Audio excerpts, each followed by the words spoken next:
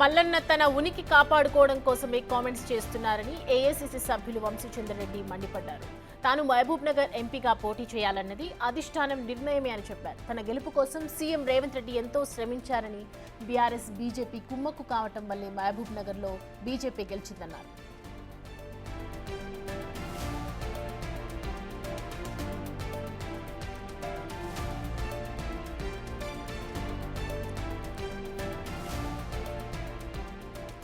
మల్లన్న తన ఉనికి కాపాడుకోవటం కోసమే కామెంట్స్ చేస్తున్నారని ఏఐసీసీ సభ్యులు వంశీచంద్రరెడ్డి మండిపడ్డారు. తాను మహబూబ్ నగర్ ఎంపీగా పోటీ చేయాలన్నది అధిష్టానం నిర్ణయమే అని చెప్పారు.